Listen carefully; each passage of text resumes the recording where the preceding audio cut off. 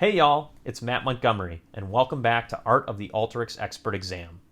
We have 3 parts, and this is part 3, exam tips. We will go over my favorite tips to approach the exam, which include time boxing your questions. Enjoy. Let's make sense of this.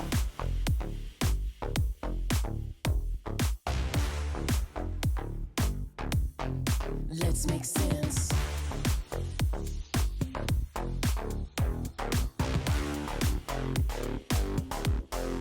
Sense makers. So for approach, the first one, practice, practice, practice. The reason this is the first bullet point, and it's the one I think that is the most important, is because you are on a time crunch. And when you're on a time crunch, you have to have more things in muscle memory, more experience writing formulas, more experience doing data prep, doing these types of challenges, that when you see something, you need to intuitively recognize a spot, understand the problem statement, and know how to deliver quickly. And that's going to come from repetition, doing weekly challenges, grabbing data from Kaggle or whatever open source system, and then just doing some practice exercises to solve problems, to just hammer in fundamentals, because that is ultimately going to save you, because there's going to be spots where you get stuck, there's going to be spots where you're not sure, or you need to take a long time understanding the problem statement, that when you do understand what you're asked to do, you know how to do it quickly. And that's going to come from practice. And so just not getting the reps in that are needed is going to just hurt you a little bit in a spot where the clock is working against you, as well as all these other things going on.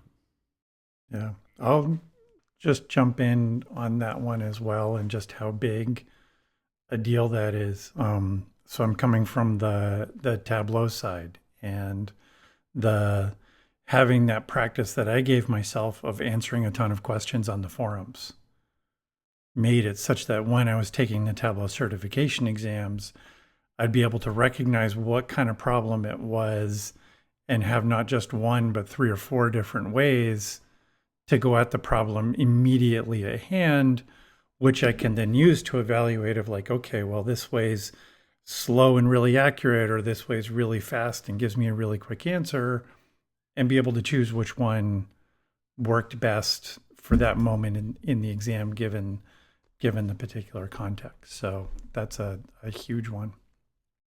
Absolutely. The next item I have is follow instructions closely. This might seem intuitive and obvious, but I call it out as my second item for a reason.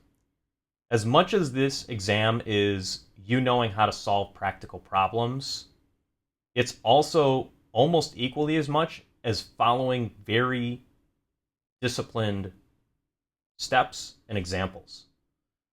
You, on these problems, are going to get very detailed instructions that are going to require you to do very specific things.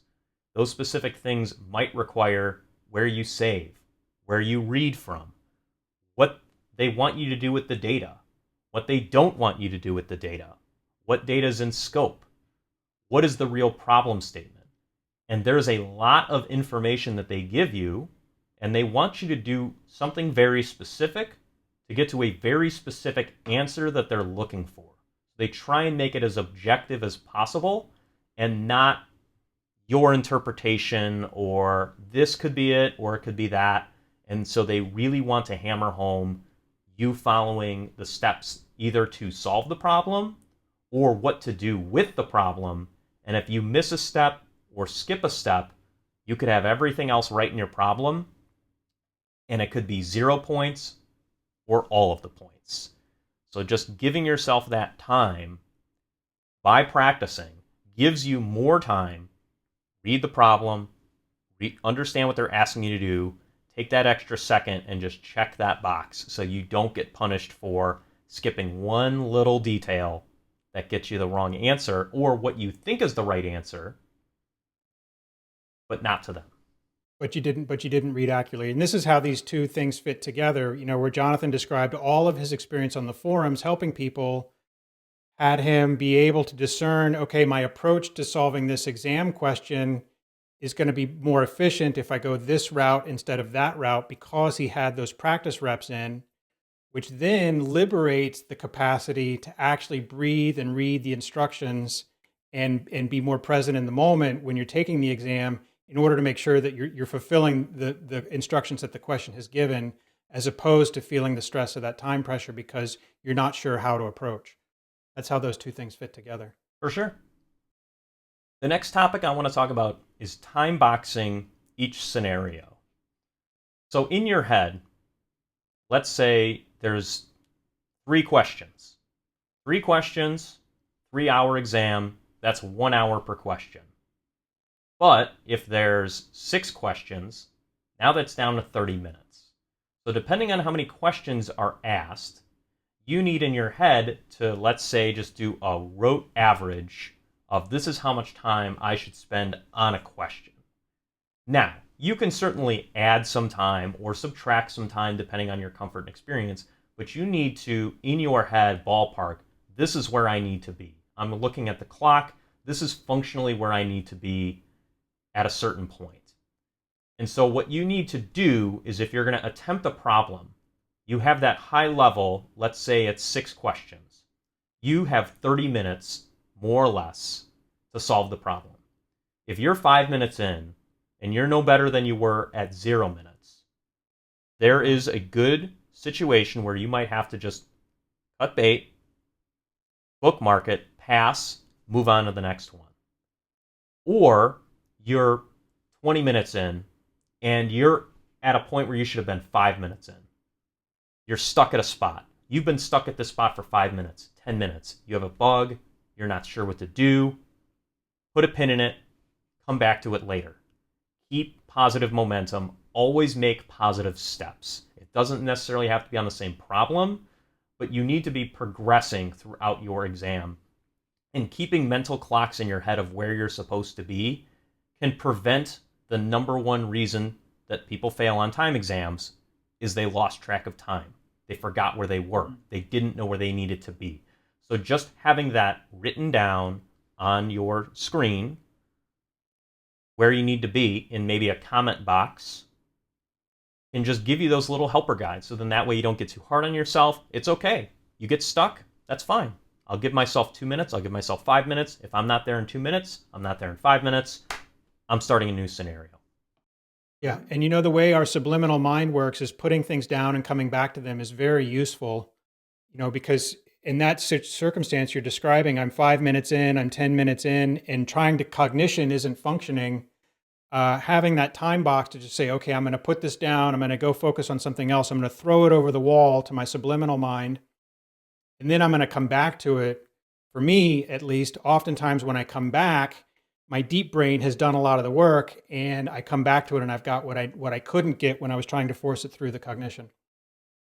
Absolutely. And I've found that to be successful. What you just described is, Yep. In the back of my mind, I'm still thinking about it, but not cognitively. And so when I'm working on this other problem, I'll have a eureka moment, and I'll be like, oh, that's right. I'll put this problem down. I'll go back. And not only that, but now I've made double progress. I've made progress on a new scenario, and I'm fixing my original problem. So as long as you're making progress, you're in a good spot. And it's okay to be stuck. Time box it, move on, and that's okay. Mm-hmm. Yeah, but having that time box strategy where you're just going to say, okay, clock's up, I'm going to bounce, circle back to this. Then you're kind of massaging your whole progress through the entire 3 hours with this sort of meta awareness that's keeping you in the control seat. Correct. Yep, for sure. And that's going to lead to the next point, which is when you get the exam, you're going to get a list of topics and questions. Before you read the exact questions, the topics alone, you should have a ballpark in your head of what I'm going to be strongest at and what I'm probably going to be weakest at. And so what I recommend is that you start with your strongest topics and then work down. So if your strongest topic is, let's say, in database, and you write a lot of SQL queries, start there.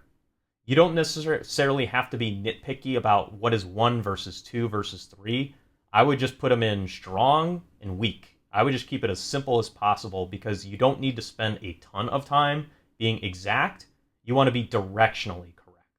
So directionally correct is, I know directionally I'm better at in-database problems than spatial problems, but I'm probably I'm closer to in-database with predictive problems, so I'll do a predictive one after that.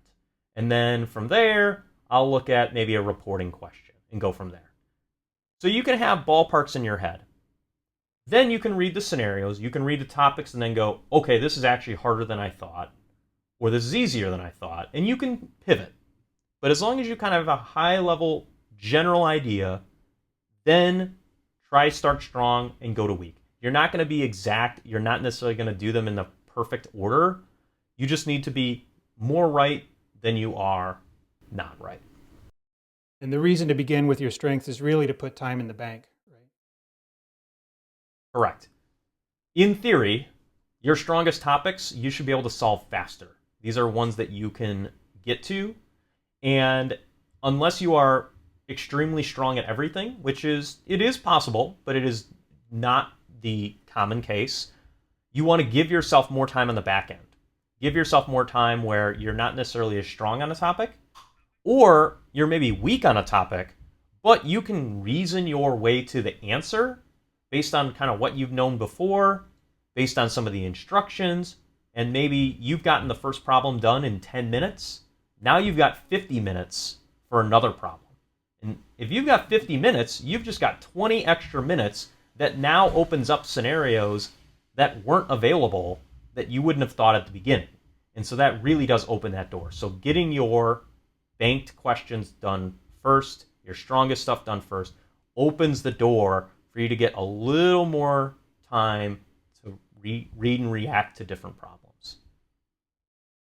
One of the things that I like to do is once, let's say you've picked a topic, you've picked, let's say, in database. What I like to do is something that I've applied in a lot of different contexts, which is you will get problem statements that can sometimes be multiple paragraphs long. And for a lot of people, multiple paragraphs long, it's a timed exam, you're being watched, all these things compound. You get more nervous, you get in your own head. You try and solve it all at once. You're reading something, you're trying to read a paragraph at a time, you forgot what you just read. It can be very overwhelming to try and absorb all of this. So what I recommend is try to break the problems into one sentence steps. Understand what that sentence is asking me to do. Is this sentence relevant? What if it's not relevant? And you can even apply this however you want. So something that I ended up doing was I would take these questions, put it into a comment box, and then each line I would break out into its own row and go, is this relevant? Or is this extraneous or misleading or just context? And then what I could do is I could list out all the tasks that need to be done, generally in a sequential order, but you can't necessarily assume that how the question is written is in sequential order. So it gives you that opportunity to get all the puzzle pieces on the table, figure out which ones you need, which ones you don't, and then you can order them based on what you need. So now all you're doing is tackling one sentence tasks, which are generally asking you to do one thing. And when you break it down into very small bite-sized chunks and you can sequence them, it becomes much easier to debug and to fix versus trying to solve 5 steps at once or do these parlay thoughts of doing this, then doing that, which can inevitably lead to mistake or rushing. Matthew, what's the architecture? What's the kind of shape that these questions come in? Is it like the size of a paragraph, and what you're doing is you're parsing apart each sentence? Generally, the questions are multiple paragraphs, and within there's helpful steps, unhelpful steps, And some can be very long and some can be short, but the problem itself is very complicated. So it's going to take some time to read these scenarios. 5 minutes, maybe 10 minutes. It depends on how long the question is and what are the steps required. So this to me seems like a super key to success, because if the problem that I'm given is a half of a page, some of that's going to be filler, some of it's going to be contextual, some of it's going to be extremely relevant, less relevant, but all of those pieces are going to be sort of scattered about throughout the multiple paragraphs. So taking that 5 minutes that you described that it requires just to understand the question, in order to parse apart and literally take every sentence and bucket it by its essentialism, and then to resequence your approach to solving the problem based on the essentialism of what you've been given is a real key to success. This sounds like a super tip. And then I also think it's this place of getting a handle on the size of the question. So to your point earlier, Matt, about, okay, we're in the subject area, this is where you figure out, is this something I'm going to be able to answer quickly or not? And be able to rejigger your approach for the other questions on the exam based on that. Right. This feeds into that time management piece as well. Mm-hmm. Yep. And then I will say a step that's not a tactical step, but more of a exam process, which is to do the best you can.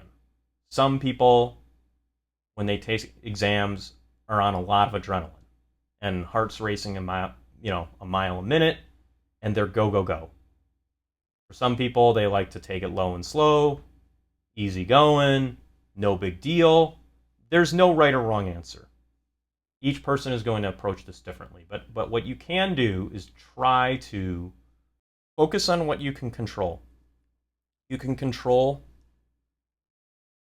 how often you breathe, taking a deep breath, counting to 5, counting to 10, preparing yourself so then that way you can save problems down the road by not having to debug a problem, by just taking that little extra time up front, and then also just being forgiving of yourself.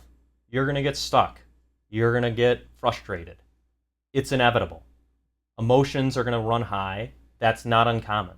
It's not to deny what's happening. It's more to taking a step back, reassessing, try to stay positive, and do what you can to the best of your ability under the circumstances. It's hard.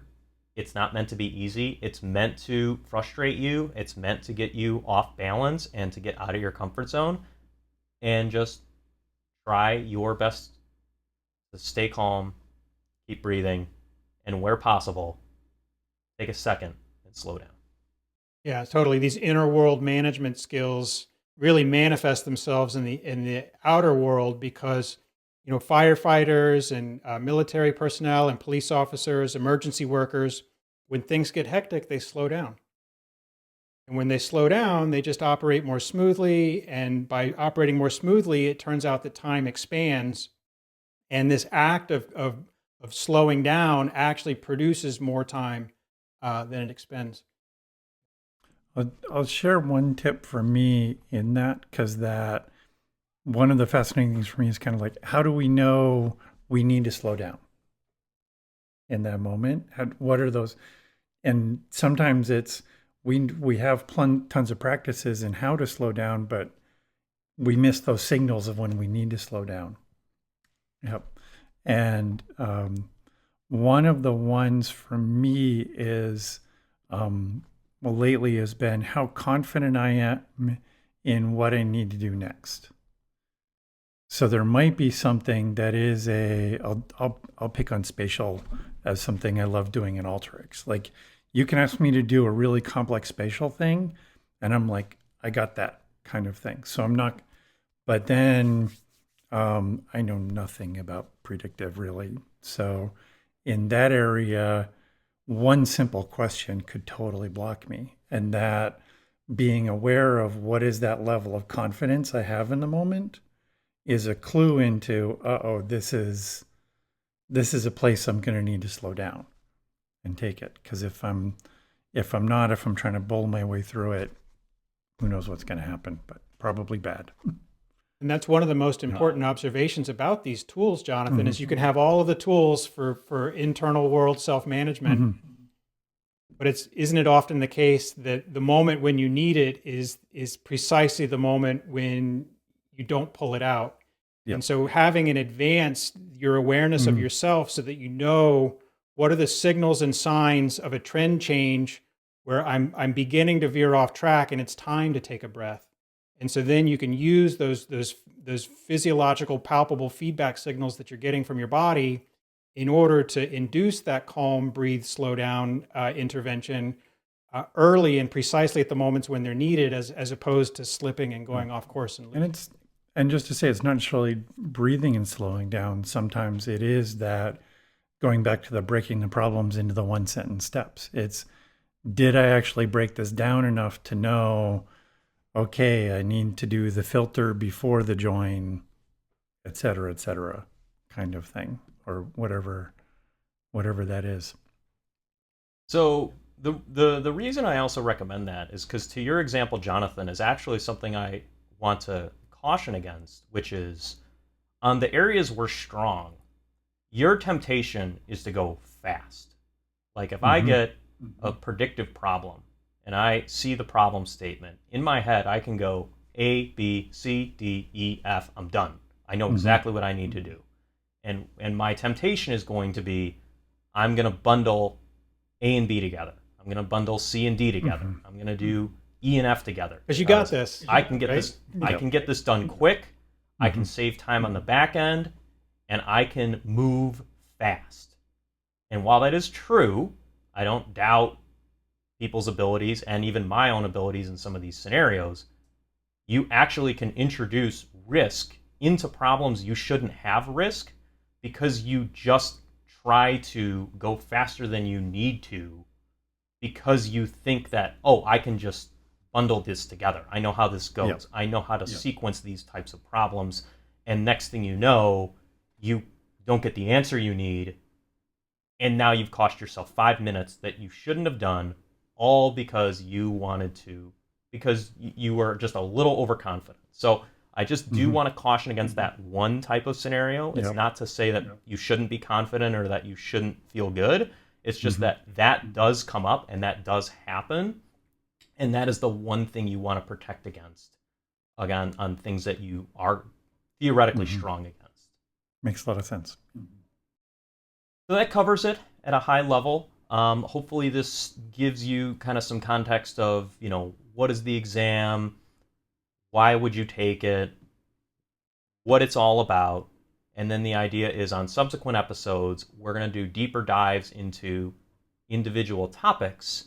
So then that way you can kind of approach these topics, whether you're a beginner, intermediate, advanced, and then try to sprinkle in some of these overarching concepts into maybe more tailored, specific mechanical things about some of these problems that might give you an edge versus not knowing them.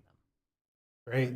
This is winding up to be a real tour de force, Matthew. I'm really looking forward to it. Yeah.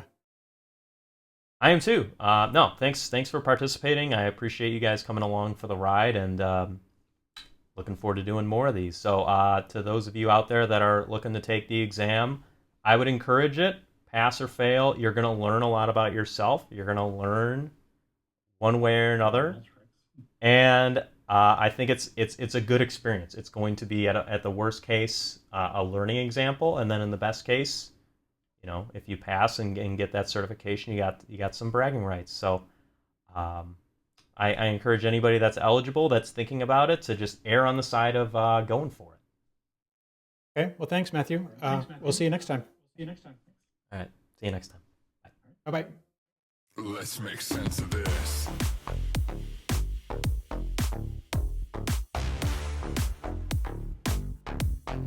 Let's make sense.